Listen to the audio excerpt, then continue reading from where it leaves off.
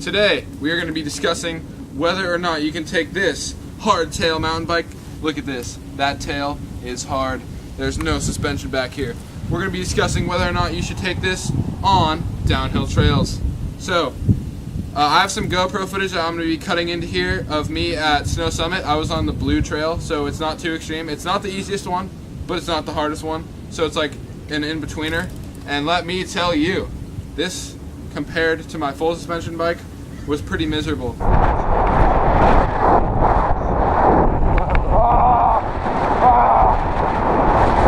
So the main thing I noticed was basically in the front, since he has the RockShox Recon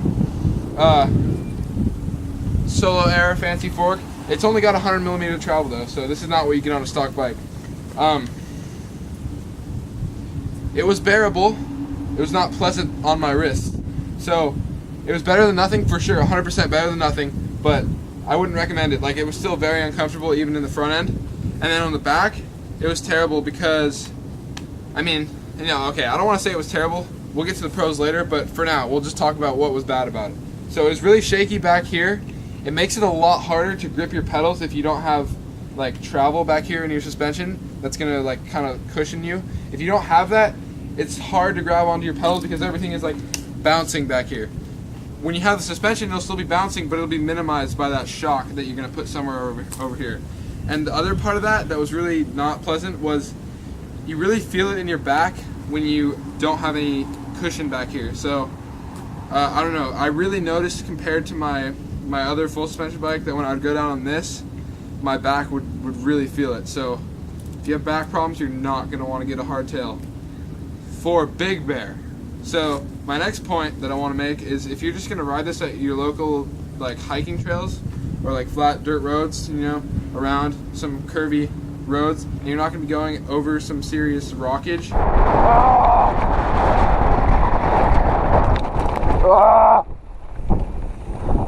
Yeah, I'm fine.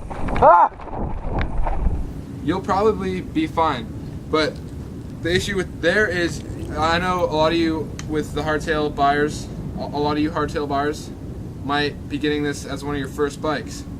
So if you get into it and you realize, man, this is boring, this sucks, I want to go to Big Bear, you're going to be screwed, okay? Let me tell you, you're going to be screwed. Because this, at Big Bear, unless you're going on greens and blues, if you go on greens and blues, it's manageable, but I can tell you right now, if you went on a black with this, it would suck pretty bad. So just keep that in mind when you're buying a first bike, that you probably want to get the full suspension. Oh no! But other than that, the bike was good. I mean, for disc, I mean, these brakes are cable brakes, not hydraulic. You hear everyone hyping up the hydraulic brakes, but these cable brakes worked fine for me. But yeah, okay, I'll try and stick to the suspension since that's what we're on. So another downside to this hardtail in Big Bear was that since there's no suspension in the back, when you hit something rough or big, it's kind of gonna like buck you because there's nothing there to suck it up. It's the same thing where I was talking about it kicking you around in the back and kind of sending you off the pedals. It's the same thing where if you hit something even bigger than like the little rocks that might be doing that, it's really gonna kick you because you don't have anything to absorb that back here.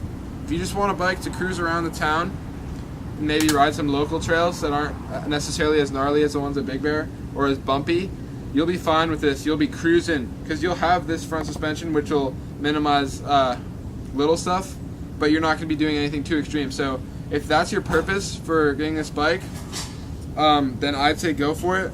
But like the title of this video says, can you ride this hardtail on a downhill trail? Depends on the downhill trail really, because if you're talking about ones like Black Diamonds, no, that was just a trick. But if you're talking about the blues and greens, you'll manage.